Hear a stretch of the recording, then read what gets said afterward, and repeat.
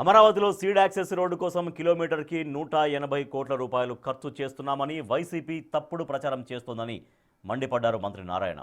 జాతీయ రహదారికి seed access రహదారికి తేడా తెలియకుండా తప్పుడు రాతలు రాస్తున్నారని తీవ్ర ఆగ్రహం వ్యక్తం చేశారు మంత్రి నారాయణ.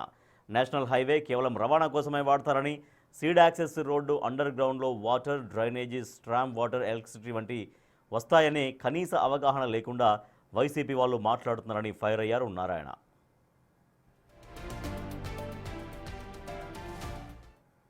రాజధాని కోసం ఇప్పటివరకు భూ సమీకరణ ద్వారానే భూములు తీసుకున్నామని, రైతులు ముందుకు రాకుంటే వారి నుంచి భూసేకరణ ద్వారా మిగిలిన భూములు తీసుకుంటామని అన్నారు మంత్రి. అమరావతికి కేంద్రం ఖచ్చితంగా చట్టబద్ధత కల్పిస్తుందన్నారు. మరింత సమాచారాన్ని మా ప్రతినిధి రాజేష్ అందిస్తారు.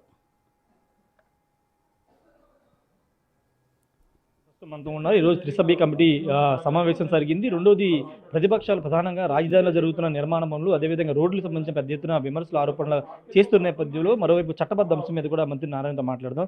సార్, ఈరోజు చాలా చూశారు మీరు కూడా, అమరావతిలో సీడ్ యాక్సెస్ రోడ్డుకి కిలోమీటర్కి 180 కోట్లు ఖర్చు పెడుతున్నారని ఒక ప్రధాన ఆరోపణ చేశారు. E3 రోడ్డుకి 180 కోట్లు, దేశంలో ఎక్కడా లేని విధంగా అనుమతులు రాష్ట్ర ప్రభుత్వం CRDకి ఇస్తుందనేది ప్రధానంగా వస్తున్న ఆరోపణ.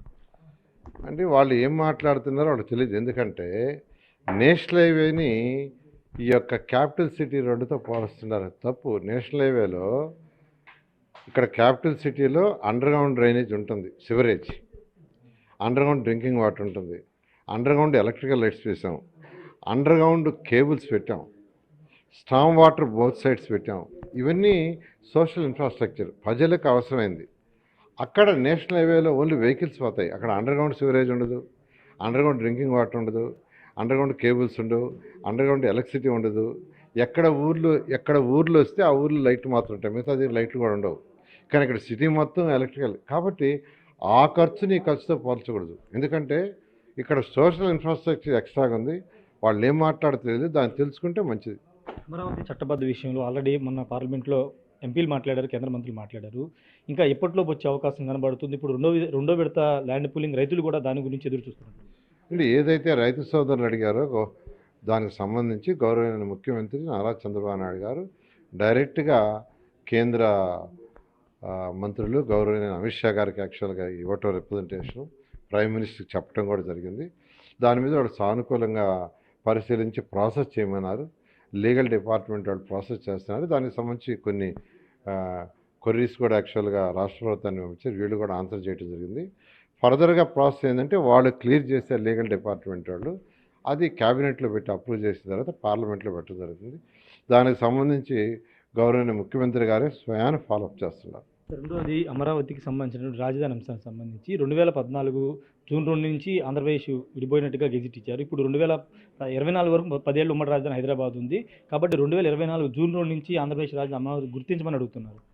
అంటే యాక్చువల్గా ఏంటంటే 10 సంవత్సరాల వరకు అక్కడ ఉండొచ్చని ఇచ్చారు చట్టంలో. 10 సంవత్సరాలు ఉండమని అలా, మీరు ఉండాలంటే మీరు ఎస్టాబ్లిష్ చేసుకునేదాకా 10 సంవత్సరాలు ఉండొచ్చని. అయితే గౌరవనీయ ముఖ్యమంత్రి గారు ప్రజలకు దగ్గర ఉండాలా, పరిపాలన వాళ్ళ దగ్గర ఉండాలని ఇక్కడికి ఎర్లీగా రావడం జరిగింది. అయితే ఈరోజు యాక్చువల్గా ఏదైతే రైతు సోదరులు అడుగుతున్నారో దాని విధంగా చేయమని రిక్వెస్ట్ చేయడం జరుగుతుంది. ఫైనల్గా అమరావతిలో 2014 ఇప్పటి వరకు ల్యాండ్ పూలింగ్ అనే కొత్త విధానంలో వెళ్ళారు తప్పించి ఎక్కడ భూసేకరణ అనే పదాన్ని ఉపయోగించి ఎక్కడ కూడా మ్యాక్సిమం వెళ్ళలేదు. కానీ ఇప్పుడు భూసేకరణ వైపు అడుగులు వేస్తున్నట్టు తెలుస్తుంది. 2004 ఎకరాలకు సంబంధించి అంటే బ్యాలెన్స్ ఏదైతే రైతు సోదరులు ఇవ్వాలో దాన్ని ఇవ్వమని యాక్చువల్గా ల్యాండ్ పుల్లింగ్లో నడుస్తున్నామండి. అయితే వాళ్ళు ఇవ్వకుంటే ఇంకా వేరే మార్గం లేదు ల్యాండ్ అక్విజిషన్కి పోక. అయితే దానికి సంబంధించి కొన్ని కోర్టు కేసులు ఉన్నాయి. ఈ మధ్య చాలా కేసులు విత్డ్రా అయినాయి. మరొక 8 ఉన్నాయి. అవి కూడా నెక్స్ట్ వీక్ హీరింగ్కి వస్తుంది. అవి విత్డ్రా అయితే మరొకసారి రైతు సోదరులను అప్పీల్ చేస్తున్నాం, రిక్వెస్ట్ చేస్తున్నాం. ల్యాండ్ పుల్లింగ్కి వస్తే మీకే ఎక్కువ బెనిఫిట్ ఉంటుంది. అందువల్ల ల్యాండ్ పుల్లింగ్కి రమ్మని, రాని పక్షంలో ఖచ్చితంగా ల్యాండ్ అక్విజిషన్కి పోక తప్పదు, పోతాం. ఫైనల్గా త్రిసభ్య కమిటీ వరుసగా సమావేశం నిర్వహిస్తుంది.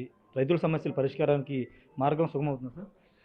యాక్చువల్గా రైతు సోదరులకు మేజర్ ఏంటంటే గ్రామ కంటాలు, జరీబ్ ల్యాండ్స్, రోడ్డు హిట్స్ అండి. ఈ మూడింటికి సంబంధించి యాక్చువల్గా అధికారులకి ఆదేశించాం మొత్తం వెరిఫై చేయమని. వాళ్ళు ఆ ప్రాసెస్లో ఉన్నారు. మరొక 15 రోజులు కూడా టైం ఉంది. అది అయిన తర్వాత యాక్చువల్గా స్టడీ చేసి దాని మీద డెసిషన్ తీసుకుని ముందుకు పోవడం జరుగుతుంది. Thank you so much sir. మొత్తంగా అమరావతికి సంబంధించిన రోడ్ల నిర్మాణానికి సంబంధించి జాతీయ రహదారులు అంటే జాతీయ రహదారులు కేవలం రహదారులుగా ఉంటాయి, కానీ ఇక్కడ అమరావతిలో నిర్మించే ప్రతి రహదారి వెనుక రహదారి అండర్ గ్రౌండ్లో ఎలక్ట్రిసిటీకి సంబంధించి కానీ సెవరేజ్ కానీ ఇవన్నీ ఉంటాయి. కాబట్టి ప్రతిపక్షాలు తెలుసుకుని విమర్శలు చేయాలని చెప్తున్నారు. అమరావతి చట్టబద్ధ విషయంలో త్వరలోనే క్లారిటీ వస్తుందని చెప్తున్నారు. అమరావతికి సంబంధించిన విషయంలో 2400 ఎకరాలకు సంబంధించి ఇంకా భూ సమీకరణ ద్వారా రైతులు ఇవ్వమని కోరుతాం. భూసేకరణ వెళ్తే వాళ్ళే నష్టపోతారు కాబట్టి మళ్ళీ వాళ్ళతో కలిసి మాట్లాడతామని మంత్రి నారాయణ చెప్తున్నారు. కెమెరా పర్సన్ సురేంద్రతో రాజేష్ బిగ్ టీవీ అమరావతి నుండి.